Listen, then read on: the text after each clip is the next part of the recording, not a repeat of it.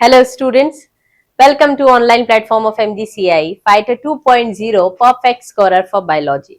बच्चों, molecular basis of inheritance में हम अभी तक polynucleotide chain that is DNA का स्ट्रक्चर देख चुके हैं, the salient features of the double helix discuss कर चुके हैं, व्हाट इज सेंट्रल डोग्मा हमने बात की है, and now it's the time for search for genetic material.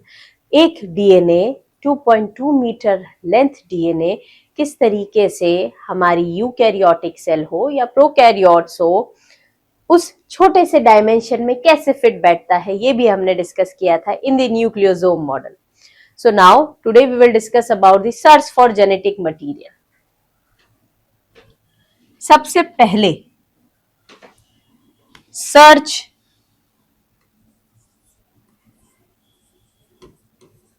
For genetic material.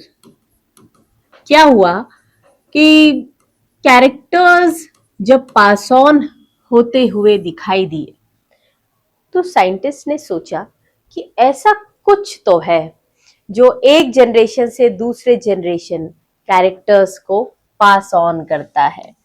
So there occurs a quest. Quest means a curiosity to search that genetic material. So that quest occurred in 1926 और इसी के बाद आया transformation principal.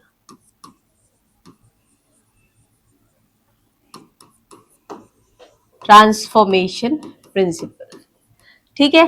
आज हम सारे principal, सारे जो रिसर्चेस थी उसे हम पढ़ेंगे और then in the next lecture we will read from the NCERT. तो आज हम समझेंगे transformation principle. This was given by Griffith. अब इसका आधार मैं बता दूं, ट्रांसफॉर्मेशन। तो सबसे पहले तो ट्रांसफॉर्मेशन का मतलब समझ में आना चाहिए। ट्रांसफॉर्मेशन में होता क्या है? ट्रांसफॉर्मेशन में genetic material is transferred. Transfer of genetic material from one organism to another.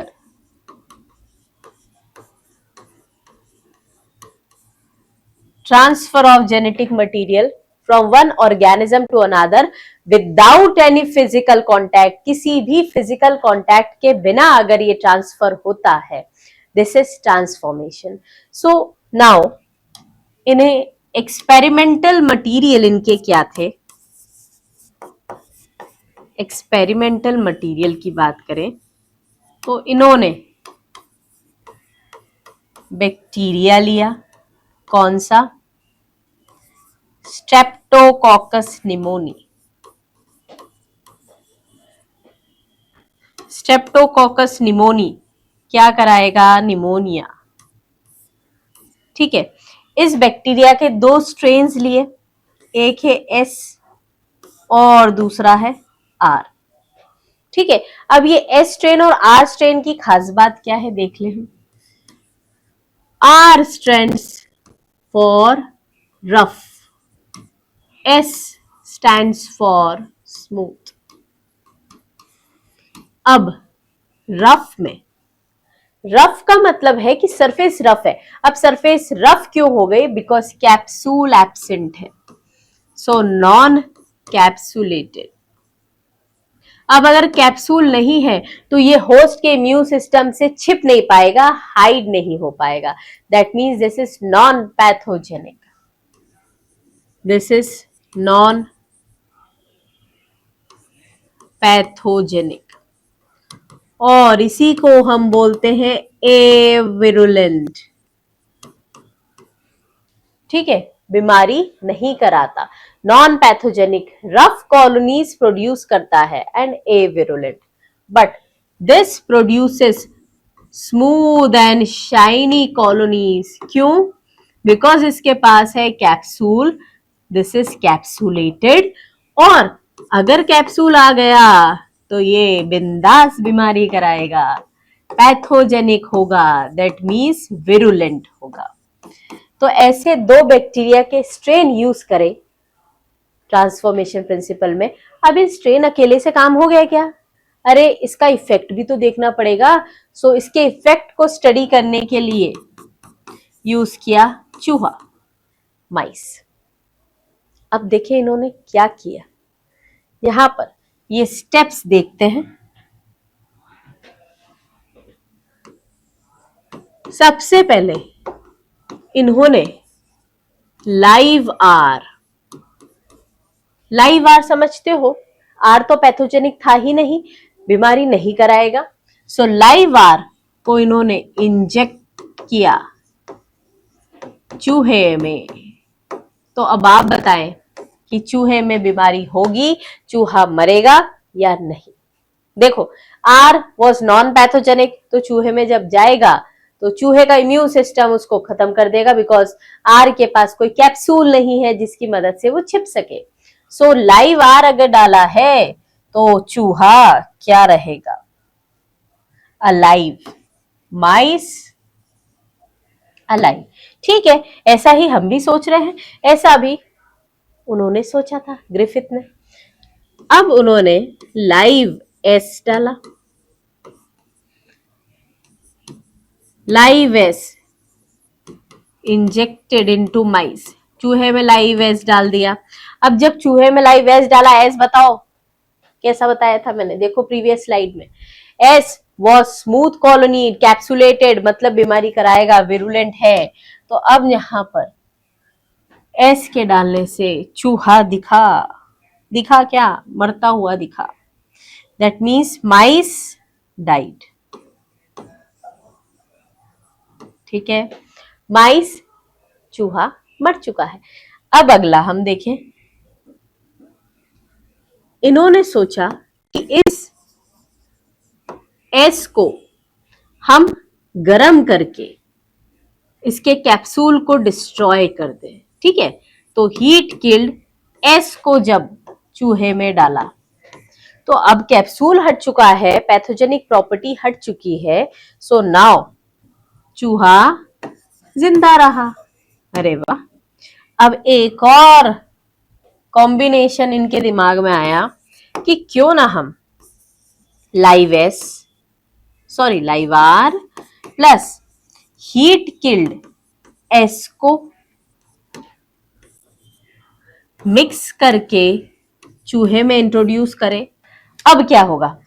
Live R, heat killed S. देखो यार, लाइव आर को जब इंट्रोड्यूस किया चूहे में तो भी माइस वॉज अलाइव, जब लाइव हीट किल्ड एस को चूहे में इंट्रोड्यूस करा तब भी चूहा जिंदा था।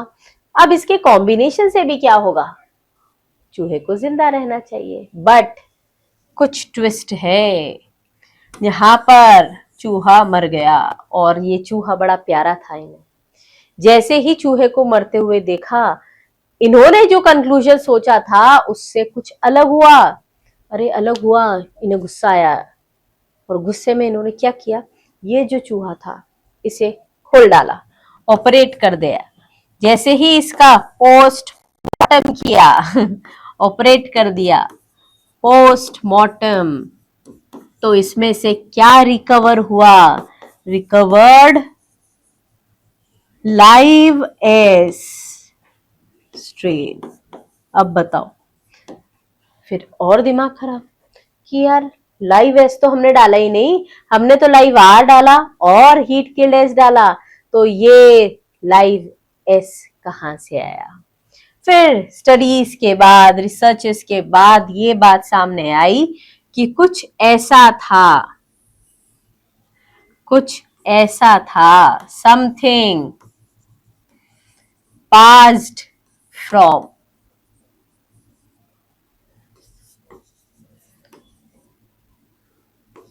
heat killed S to live R that somehow transform R into S। आई बात समझ में? मतलब ये कुछ ऐसा ट्रांसफॉर्मेशन है जिसने हीट किल्ड एस से कुछ समथिंग ऐसा गया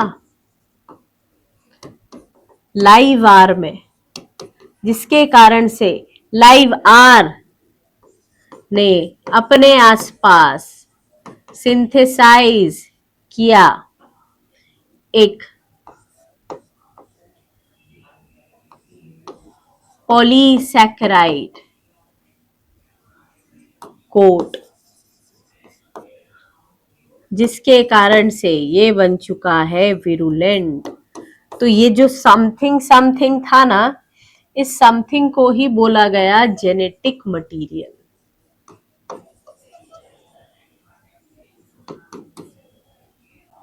ठीक है, दैट मीन्स यहां पर हमने क्या देखा कि हीट किल्ड एस के पास अभी भी कुछ ऐसी इंफॉर्मेशन है जिसमें छिपा है कैप्सूल बनाने का राज। तो हीट किल्ड एस ने अभी लाइव आर को ऐसी असेट दे दी, ऐसी पूंजी दे दी कि जा बेटा अब तू बीमारी करा सकता है। तो अब लाइव आर, जब इस कॉम्बिनेशन को आपने इंट्रोड्यूस किया तो लाइव आर ने अपने आसपास पॉलीसैकेराइड कोड बनाया, जिसके कारण से चूहा मरेगा। सो ये विरुलेंट था, जिससे माइस डाइड।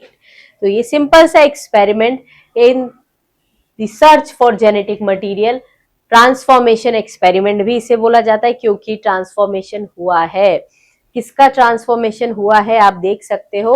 लाइव आर को एस ने ट्रांसफॉर्म किया कि एस को आर ने ट्रांसफॉर्म किया। यहां पर एस के कारण से आर ट्रांसफॉर्म्ड हुआ। That means live R was transformed by heat killed S. तो हीट किल्ड एस ने कुछ ऐसा इंट्रोड्यूस किया जिसके कारण से लाइव आर ने अपने आसपास पॉलीसैकेराइड कोड बना लिया। ये कैसे मिला प्रूफ? ये रिसर्च हुई कैसे? क्योंकि जब डेड माइस को ऑब्जर्व किया गया तो उसमें से रिकवर हुए थे लाइव एस। ये सब क्वेश्चंस बनते हैं बेटा। डेड माइस को जब स्टडी करा तो उसमें से रिकवर क्या किया गया? तो रिकवर्ड लाइव एस स्ट्रेन, जबकि लाइव एस तो हमने इंट्रोड्यूस किया ही नहीं था। ठीक है, डन। तो ये समझ में आया कि कुछ तो है जो एक ऑर्गेनिज्म से दूसरे में गया कैरेक्टर्स को ले जाने के लिए, पर ये कुछ क्या है इस पे बड़ा डिबेट चला। ये क्या हो सकता है? Then the need comes for biochemical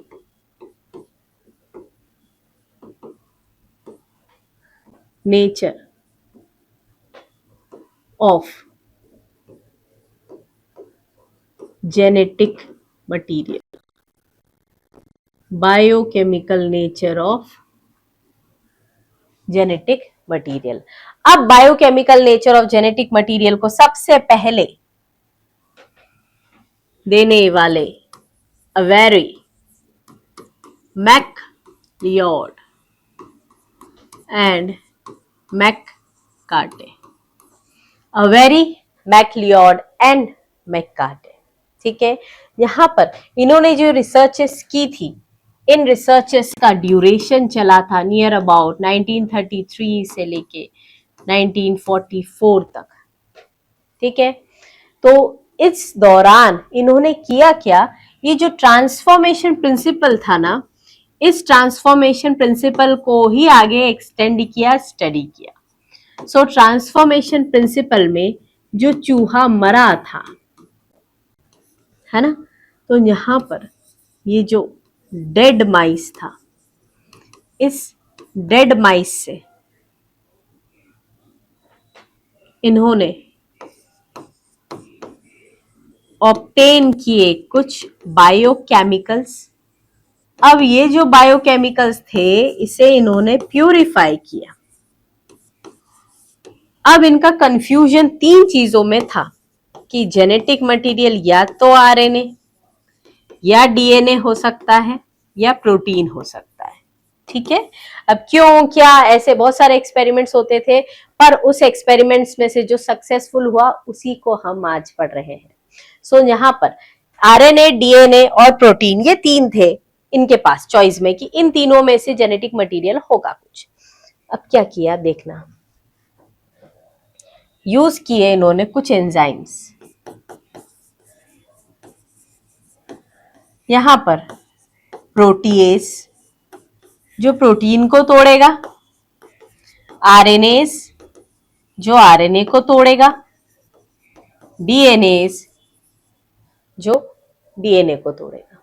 ठीक है, अब प्रोटीएस, आरएनएस और डीएनएस अब हम हर एक कॉम्बिनेशन में इसे इंट्रोड्यूस करके देखते हैं कि रिजल्ट क्या होगा, ट्रांसफॉर्मेशन अफेक्टेड और नॉट अफेक्टेड। बच्चा बड़ा कंफ्यूज होता है कि अगर अफेक्टेड है तो चूहा मरेगा कि नहीं, है ना। अब सुनो ध्यान से, सबसे पहला कॉम्बिनेशन अगर हम देखें तो बायोकेमिकल्स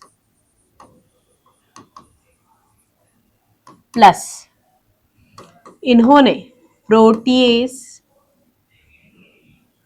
और डीएनएस डाला। ठीक है, तो इसने प्रोटीन को खत्म कर दिया होगा, डीएनए को खत्म कर दिया होगा। इस केस में देखो, अब अभी हम जानते हैं कि DNA is the genetic material, इस समय ये नहीं जानते थे, है ना। तो ये समझ में आया कि जब प्रोटीएज और डीएनएस डाला तब चूहे की क्या हालत हुई, चूहा जिंदा रहेगा कि मरेगा, बताएं।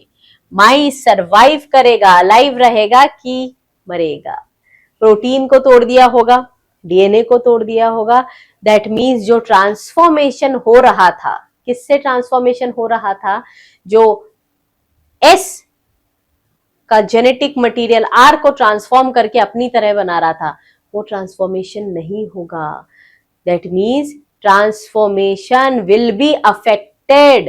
तो यहां पर ये चूहा देखो, ये डीएनए खत्म कर दिया, सो माइस अलाइव, वैसे मर रहा था ना, अब mice alive, that means transformation affected.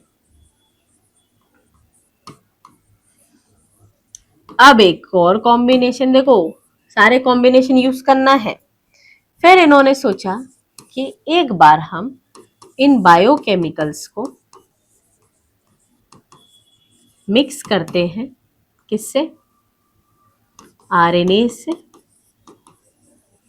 Plus DNA से। देखो डीएनए जहां दोनों जगह कॉमन रखा, इन्होंने सोचा अब एक बार प्रोटीन की जगह आरएनए डाल के देखें।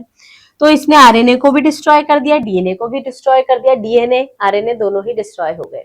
अब इस कंडीशन में जब ऑब्जर्वेशन देखा तो भी चूहे भाई साहब जिंदा थे, अलाइव था। दैट मीन्स जो ट्रांसफॉर्मेशन हो रहा था उसमें परिवर्तन आया, ट्रांसफॉर्मेशन अफेक्टेड। अब एक और क्या कॉम्बिनेशन बचा है देखो जरा, तीसरा कॉम्बिनेशन क्या है, प्रोटीएस हो गया एक बार, आरएनएस हो गया एक बार डीएनएस के साथ। अब इन दोनों को साथ में ले आओ, biochemicals plus RNS plus protease. जब ऐसा कॉम्बिनेशन इंट्रोड्यूस किया तो थोड़ा सा एक ट्विस्ट आया। क्या ट्विस्ट आया यहाँ पर, कि जो चूहा अभी 2 केसेस में जिंदा था वो मर चुका है, माइस डाइड। अब ऐसा क्यों हुआ, तो कंक्लूजन ये आया कि जब आरएनएस को आपने तोड़ा था, आरएनएस और डीएनएस को तोड़ा था, तब चूहा जिंदा था। जब आपने प्रोटीएज और डीएनएस को तोड़ा, जब चूहा जिंदा। पर अगर आपने आरएनएस और प्रोटीएज को तोड़ा, इस केस में चूहा मर गया। मतलब वही रिजल्ट मिला जो ग्रिफिथ को मिला था। तो इससे ये समझ में आया कि आरएनएस ने आरएनए को तोड़ा, प्रोटीएज ने प्रोटीन को तोड़ा, मतलब अभी भी वो बचा है जो आर को एस में बदलेगा और ट्रांसफॉर्मेशन कराएगा। तो इस कंडीशन में ये समझ में आया हमें कि जेनेटिक मटेरियल का नेचर क्या है, DNA. So transformation not affected, जैसा हो रहा था वैसा हुआ। और हमें ये समझ में आ गया बहुत अच्छे से कि जेनेटिक मटेरियल इज डीएनए। क्या है जेनेटिक मटेरियल? डीएनए। बट बेटा एक चीज बताओ, क्या हर एक्सपेरिमेंट को या हर रिसर्च को उतनी पब्लिसिटी मिलती है? नहीं। जो भी नाम आप ज्यादा सुनते हैं, जो साइंटिस्ट ज्यादा पब्लिसाइज हुए हैं, या तो उनके वर्क में ज्यादा एक्सपेरिमेंट्स इन्वॉल्व थे, या फिर साइंटिस्ट के पैनल को या पब्लिक को उन्होंने ज्यादा सेटिस्फाई किया। बट यहाँ इस एक्सपेरिमेंट से ये तो क्लियर हो गया कि DNA is the genetic material, क्योंकि जिस जिस कंडीशन में डीएनए को खत्म किया है उस कंडीशन में बैक्टीरिया बीमारी कराने लायक नहीं बचा, तो ट्रांसफॉर्मेशन नहीं हुआ और चूहा जिंदा रहा। पर जिस कंडीशन में आपने डीएनए को हार्म नहीं पहुंचाया, उस कंडीशन में ट्रांसफॉर्मेशन हो गया एंड चूहा मरा। But this experiment was not accepted by the majority. इसीलिए कुछ सालों बाद एक एक्सपेरिमेंट और आया जिससे रिलेटेड नीट में भी पूछा जा चुका है। अनइक्विवोकल प्रूफ, मतलब सबका एक मत यही था कि हाँ, DNA is the genetic material. But ये किसने बताया? So this was proved bye Hershey and Chase. So now DNA as the genetic material.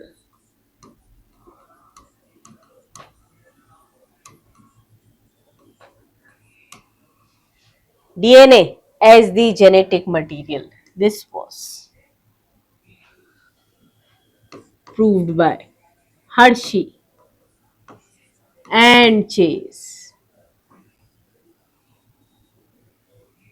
ठीक है, so this was proved bye Hershey and chase. अब इन्होंने क्या किया?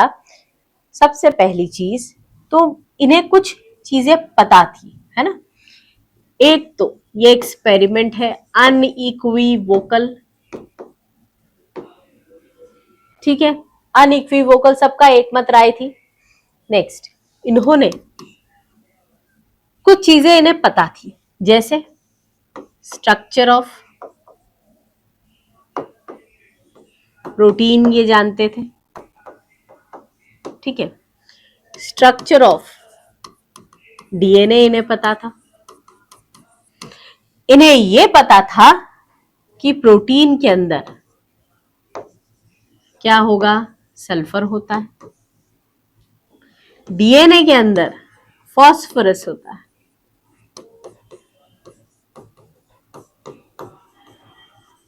ठीक है।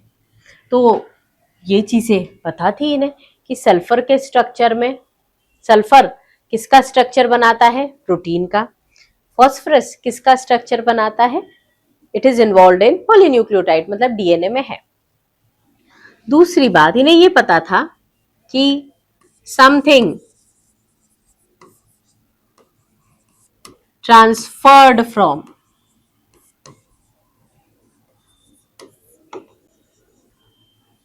वन ऑर्गेनिज्म टू अनदर, ठीक है, ये चीज पता थी इनको। तो सबसे पहले तो स्ट्रक्चर वाइज ये जानते थे, और ये भी जानते थे कि एक ऑर्गेनिज्म से दूसरे ऑर्गेनिजम्स में क्या है, क्या इंट्रोड्यूस होगा, कुछ ना कुछ जाता है, वो कुछ क्या है? Genetic material. ये भी ये जानते थे, बट जेनेटिक मटेरियल प्रोटीन है कि डीएनए है, ये कंफ्यूजन है। तो इन्हें पता था कि ये जो जा रहा है एक ऑर्गेनिज्म से दूसरे में, this is genetic material, but sure नहीं थे। But chemical nature was not sure. मतलब दो चीजें थी, एक कंफ्यूजन था प्रोटीन में, एक कंफ्यूजन था डीएनए में, बस बाकी सारे कंफ्यूजन्स रिजॉल्व हो चुके थे अब तक। क्लियर है? चलो, हर्शी एंड चेस का एक्सपेरिमेंटल ईयर इंपॉर्टेंट है, बताओ जल्दी से कौन सा ईयर है? कौन सा ईयर है हर्शी एंड चेस एक्सपेरिमेंट का? ये एक्सपेरिमेंट इंपॉर्टेंट है और ईयर जितने आपके एनसीईआरटी ने दिए हैं इंपॉर्टेंट है, तो सोच लेना क्या ईयर है, हम डिस्कस करेंगे नेक्स्ट क्लास में, बिकॉज एनसीईआरटी देती है इस ईयर को। सो chemical nature was not sure, protein and the DNA. Now अब क्या देखा इन्होंने, सबसे पहले जो इन्होंने एक्सपेरिमेंटल मटेरियल लिए,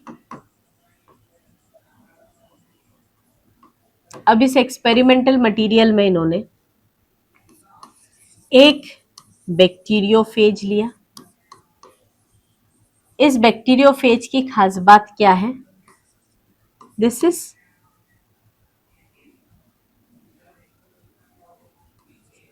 T2 फेज बोल सकते हैं या लैम्डा फेज बोल सकते हैं। इसका जो जेनेटिक मटेरियल था वो है डीएस डीएनए। क्या है, डबल स्ट्रैंडेड डीएनए, है ना। इसके अलावा इन्होंने लिए रेडियो एक्टिव आइसोटोप्स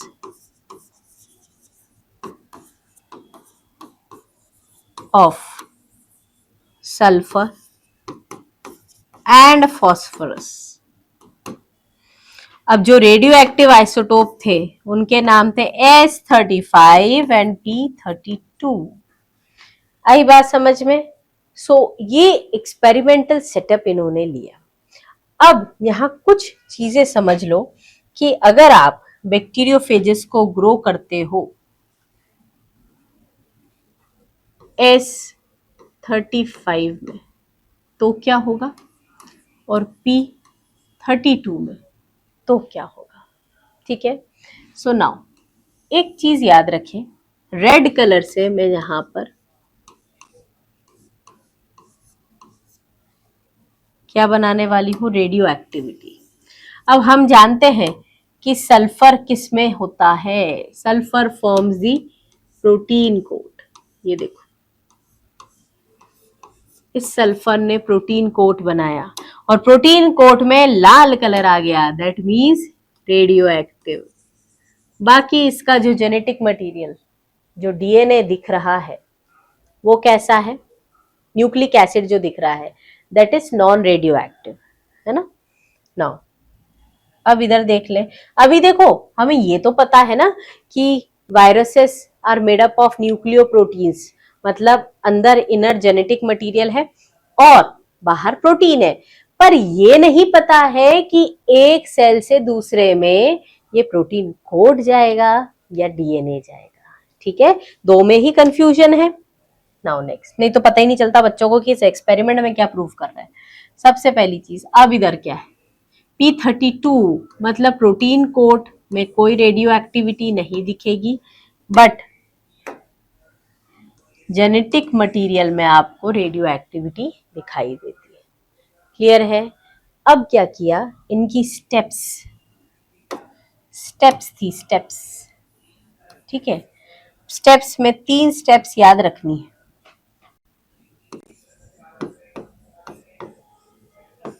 पहला था इन्फेक्शन, दूसरा ब्लेंडिंग आपको पता है घरों में होते हैं ना ब्लेंडर्स, मिक्सिंग ग्राइंडर्स, मतलब हैंड ब्लेंडर्स होते हैं जिसे आप मिक्स करते हैं कंटेंट को, सो ब्लेंडिंग। और तीसरा centrifugation. So first one is infection, second one is blending and third one is centrifugation. Now अब देखें इसकी पहली स्टेप। फर्स्ट, इन्फेक्शन में क्या किया हमने, देखो ई कोलाई की एक सेल है, ठीक। अब इस ई कोलाई की सेल में आपको देखो 2 चीजें कंसिडर करनी है। एक वो जब आपने P32 लिया और एक ऐसा जिसमें आपने S35 लिया। ये देखो, अब इस कंडीशन में जैसे ही अटैक हुआ P32 में आपको दिखाई दे रहे हैं कि प्रोटीन कोट में कोई रेडियो एक्टिविटी नहीं है। रेडियो एक्टिविटी कहाँ पर है? रेड। ठीक है, तो ये अटैच हुआ है, सिर्फ क्या हुआ है? अटैचमेंट। अब इधर देखें,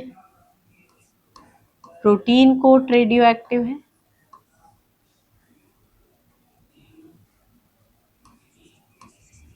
ये नॉर्मल है ना, रेड कलर हमने दिखाया है रेडियो एक्टिविटी के लिए। क्लियर है? अब देखो, इन्फेक्शन करवा दिया आपने, है ना। अब जैसे ही इन्फेक्शन आपने कराया, सेकेंड स्टेप हम ये देखना चाहते हैं कि एक सेल से दूसरी सेल में, ये बैक्टीरिया है, से ई कोलाई है, एक सेल से दूसरी सेल में इंट्रोड्यूस क्या हुआ? अरे तो आपको प्रोटीन कोट को इससे सेपरेट करके देखना पड़ेगा, अलग हटाना पड़ेगा। तो यहां पर सेकेंड स्टेप होगी, second one, blending. Blending means सारे टेस्ट ट्यूब्स, ये सब कुछ टेस्ट ट्यूब में चलता है, सारे टेस्ट ट्यूब्स को रोटेट करना नहीं, दैट इज सेंट्रीफ्यूगेशन। ये क्या है? मिक्सिंग और एजिटेशन किसका? Of content in test tube. जब आपने टेस्ट ट्यूब में कंटेंट को मिक्स किया तब क्या होगा? देखो, ये क्यों किया जाता है? To remove protein coat. अभी अटैच था ना, तो प्रोटीन कोट को आपको सेल से हटाना पड़ेगा। सो दिस इज ब्लेंडिंग। जैसे ही ब्लेंडिंग की जाती है, आप देख सकते हैं कि प्रोटीन कोट, ये बेचारा अलग हट चुका है, इसमें जा चुका है जेनेटिक मटेरियल। इधर देखें,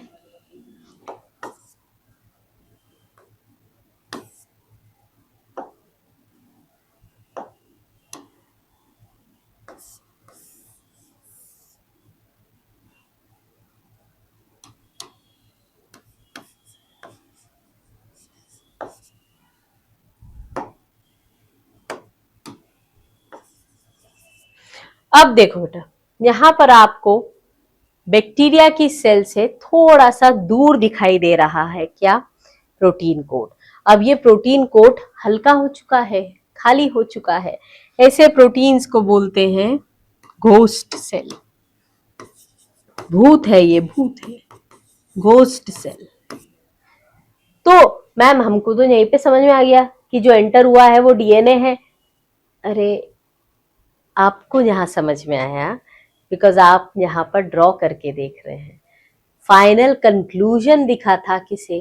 हर्शियन चीज को, बिकॉज ये सारे एक्सपेरिमेंट टेस्ट ट्यूब में हो रहे थे, तो जो रिजल्ट था वो एंड रिजल्ट दिखाई दिया था। So now the last and the final step will be centrifugation. अब सेंट्रीफ्यूगेशन में कहानी क्लियर दिखेगी। एक लाइन चल रही है जहां पर आपने फॉस्फोरस रेडियो एक्टिव लिया, और एक चल रहा है जहां पर S35 लिया। देखो यहाँ पिछली लाइन में S35 लिया था और इधर P32 था।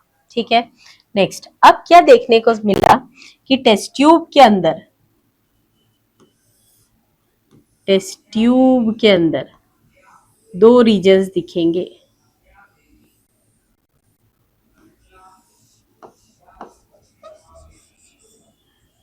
ठीक है, अब ये टेस्ट ट्यूब, एक रीजन में रेडियो एक्टिविटी पैलेट में मिलेगी, पैलेट मतलब नीचे सेडिमेंट में, और एक रीजन में ऊपर मिलेगी। क्या बता सकते हो आप किसमें पैलेट में मिलेगी? देखो क्लियर है, बैक्टीरिया की सेल हमेशा भारी होगी, तो बैक्टीरिया की सेल हमेशा नीचे सेटल डाउन होगी और प्रोटीन कोट ऊपर रहेगा। अब इस कंडीशन में क्या देखने को मिला कि जो पैलेट में सेटल डाउन हुई थी, पैलेट में जो सेटल डाउन हुई थी वो बैक्टीरिया की सेल दिखाती है रेडियो एक्टिविटी इन पैलेट। यहां पर क्या है, बैक्टीरियल सेल,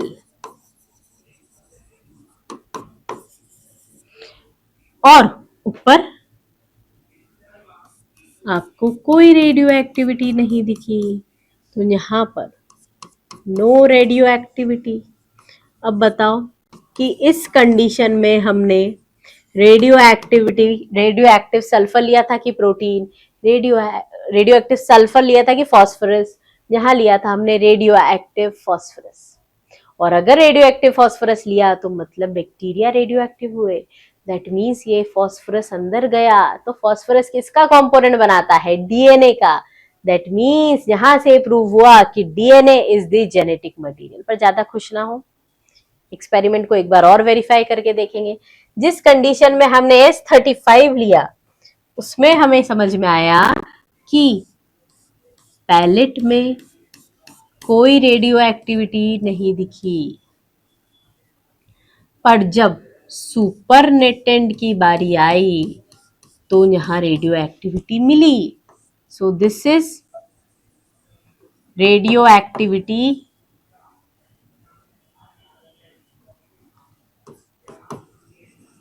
इन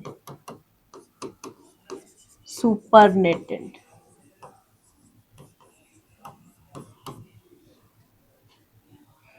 और ये क्या है, दिस इज पैलेट। तो ये समझ में आया कि जिस कंडीशन में S35 था वहां पर बैक्टीरियल सेल्स में नहीं गई रेडियो एक्टिविटी, क्योंकि प्रोटीन नहीं जाता।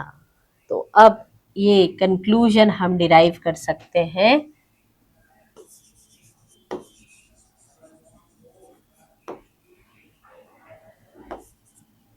डीएनए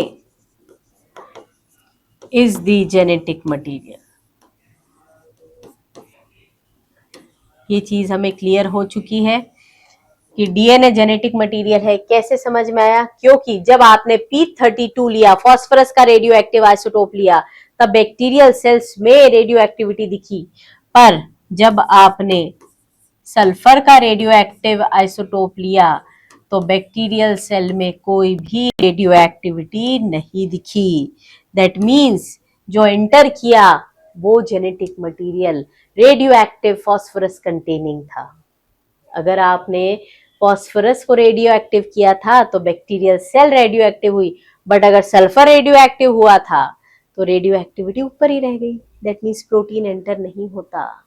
सो ये एक्सपेरिमेंट हम नेक्स्ट लेक्चर में एनसीईआरटी से भी रीड करेंगे। अभी मैंने आपको एक ब्रीफिंग दी है, Hershey and chase experiment the unequivocal proof, जिसमें आपने S35 एंड P32 यूज किया। उद्देश्य क्या था इस एक्सपेरिमेंट का, to prove DNA is the genetic material. इनके पहले भी कोई आके प्रूव कर चुके हैं, हाँ, but it was not accepted by the alls. इसीलिए यहां पर हमें देखना है कि रेडियो एक्टिव आइसोटोप्स का यूज करके इन्होंने प्रूफ किया कि जो सेल में इंट्रोड्यूस हुआ वो है डीएनए। ठीक है students, thank you so much.